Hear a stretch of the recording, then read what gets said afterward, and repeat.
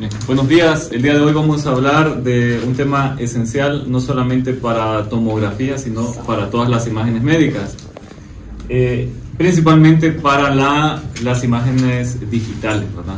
No solamente las médicas incluso, sino en general. Vamos a hablar de lo que es una imagen. La imagen es una representación de la realidad. Entonces, en esta gráfica nosotros vemos un objeto, o sea, una cosa real, está representado con esta línea azul, ¿verdad? Y tenemos la imagen, está representado con esto verde. No sé si lo verde se nota bien en el video, ¿verdad? Pero básicamente el verde se está como que aproximando al azul aquí, ¿verdad? Está como desde cero aumentando, llegando al azul, y aquí está aumentando hasta que llega a un valor que puede ser mayor que el azul o menor, ¿verdad? Entonces, básicamente la imagen es eso. La imagen es una aproximación, una representación de la realidad, y podemos ver que pueden haber distintos tipos de imagen. Por ejemplo, vemos esto rojo, vemos que lo rojo se acerca más a lo azul, ¿verdad? Se acerca desde aquí, miren, muy cerca, y aquí casi no tiene bordes y representa muy bien, digamos. Mientras que esto otro azul es como hecho con los pies, como dicen, ¿verdad? Esto está muy separado, ¿verdad? Muy separado, y aquí llega también muy separado, digamos que el azul punteado, ¿verdad? Entonces sería como un sistema de imagen malo, un sistema de imagen de baja calidad. Y el rojo sería un sistema de imagen de buena calidad. Ahora, la imagen nunca va a ser exactamente igual a la realidad. Sería demasiado ambicioso. Sería imposible, de hecho. Porque el hecho de que sea exactamente igual de la realidad significaría que, así como se puede representar un objeto grande, por ejemplo macroscópico como esto, el marcador, también ustedes podrían representar cada una de las moléculas que forman parte del marcador, digamos. Eso sería un sistema de imagen perfecto. Nos diría exactamente la posición y el estado cuántico de cada una de las partículas y los electrones. Eso sería una imagen perfecta, pero no hay.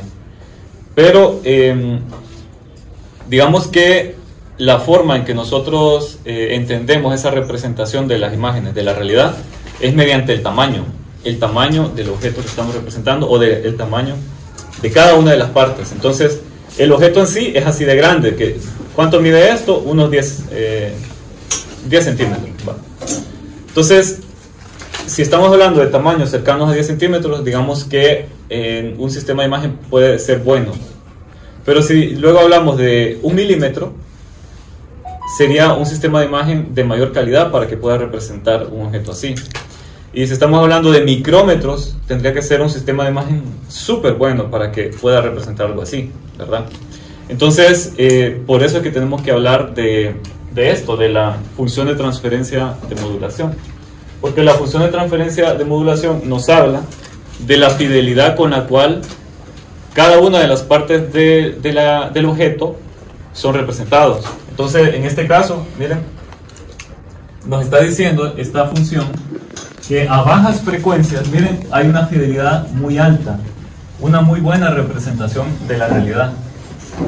Mientras que entre más aumentamos en la frecuencia, que van a ver que significa entre cosas más pequeñas estamos representando, entonces la fidelidad va disminuyendo hasta que llega a un punto en el cual la fidelidad es cero.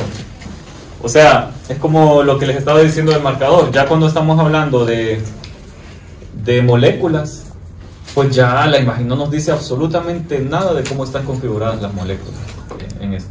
Entonces la fidelidad sería cero, absolutamente cero, ¿verdad? Entonces, en una tomografía, por ejemplo, la tomografía no nos dice cómo estamos peinados, digamos, ¿verdad? Entonces la fidelidad ahí sería cero, ¿verdad? ¿Qué más? Por ejemplo, la tomografía quizás no es capaz de decirnos que tenemos un lunar aquí, o que tenemos una cicatriz en la piel, digamos, que algo que nos caímos cuando estábamos niños. esa cicatriz no va a salir en la tomografía, ¿verdad? Entonces fidelidad 0. Pero digamos que quizás sí se nota un poco que si hay vasos sanguíneos o si no hay vasos sanguíneos, quizás eso sea difícil de distinguir, un vaso sanguíneo, pero se distingue. Entonces digamos que tiene una fidelidad hasta acá, entonces una fidelidad muy baja.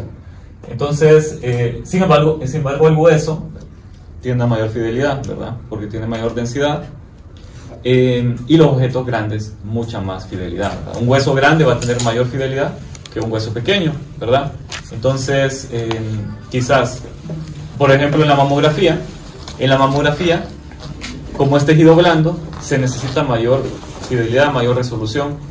Entonces, el sistema de imagen es totalmente diferente que el sistema de imagen en tomografía o otros, ¿verdad? Entonces, eso es en general, ¿verdad? El MTF. Pero hasta ahora hemos hablado de frecuencia. Sin embargo, quizás el término frecuencia ustedes todavía no lo manejan, no está introducido. El término frecuencia tiene que ver con el tamaño y tiene que ver de esta manera. A mayor frecuencia estamos hablando de un menor tamaño. ¿Por qué? Vean estos objetos. Estos son objetos modelo. Son objetos modelo. Por ejemplo, aquí tenemos 1 centímetro, pero también puede ser 1 metro o cualquier unidad de longitud. Entonces, tenemos que el objeto modelo mide la mitad de la longitud, ¿verdad? En este caso, en el centímetro, mide la mitad. Entonces, de esta manera, este objeto modelo puede ser muy bien representado por una frecuencia espacial de un par de líneas por centímetro. ¿Por qué? Porque el par de líneas significa el ser y el no ser del objeto. Significa la existencia y la no existencia. Entonces, en este caso, ustedes pueden ver, si esto es hierro y esto es aire, vamos a tener una barrera bien marcada.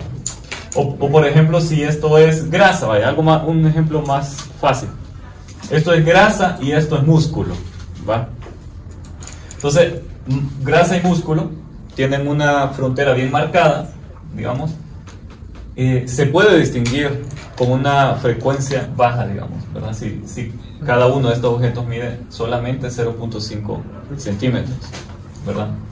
Pero si los objetos son más pequeños, se necesita una frecuencia de representación mayor.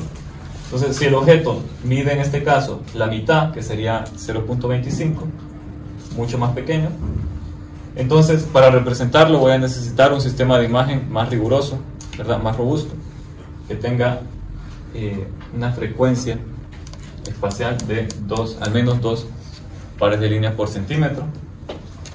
Y para un objeto más pequeño aún, 0.125 centímetros, o sea, un poquito más de 1 milímetro.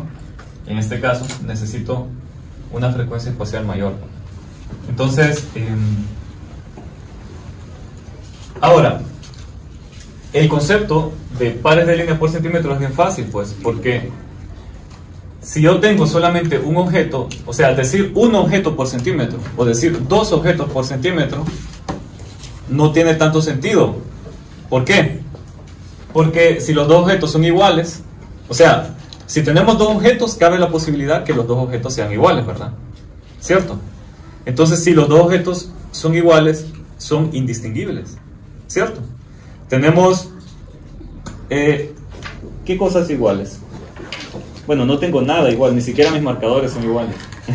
Pero, ya sé, estos son iguales, ¿eh? Más o menos. Si tenemos 2 objetos iguales, pueden ser indistinguibles. Entonces, en la imagen, ¿qué aparecería? Es como todo negro, negro y negro. ¿Pueden distinguir eso? No.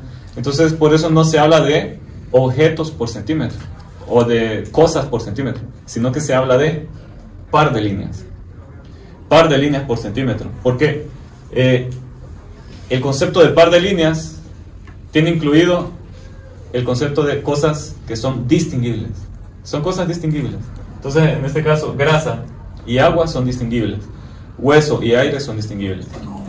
Entonces, un par de líneas sería una parte muy distinta a la otra, ¿verdad? 2 cosas muy distintas. Entonces, tendríamos un par de líneas. En 2 cosas muy distintas tendríamos un par de líneas. Ahora, aquí tenemos 4 cosas distintas, ¿verdad? O, aunque 2 de ellas sean iguales a las otras 2, pero son 4 cosas distintas. Son 2 pares de líneas, 2 pares de líneas distintos por centímetro. Y aquí, 1, 2, 3, 4 pares de líneas distintos, ¿verdad? En 1 centímetro. Este es el par de líneas. Entonces, así es como nosotros podemos entender el tamaño de los objetos de una mejor manera, ¿verdad? Con la frecuencia.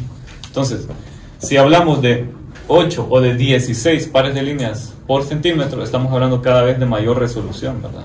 Estamos hablando de cosas que caben 16 veces en 1 centímetro, ¿verdad? Y en este caso, de hecho, el tamaño de las cosas sería más pequeño aún.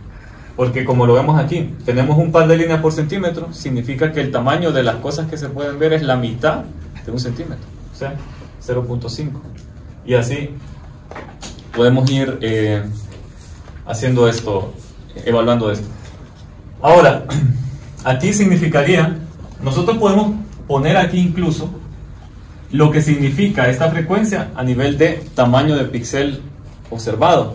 Por ejemplo, ya vimos que 2 pares de línea por centímetro significa 0.25 centímetros. Entonces podríamos ir haciendo aquí a la par 0.25 centímetros. Aquí podríamos poner 0.125. Y vemos que hay una correspondencia, ¿verdad?, entre frecuencia espacial y tamaño de píxel. Y así podríamos seguir.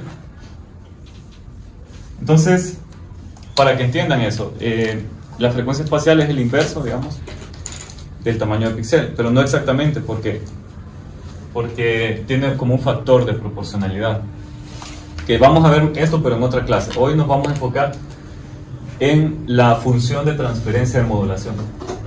Entonces, como les decía, una función de transferencia de modulación representa o nos expresa cómo se representa la realidad, ¿verdad? Y vemos aquí a bajas frecuencias, o sea, para objetos grandes se representa muy bien la realidad, para objetos pequeños se representa muy mal en un sistema normal.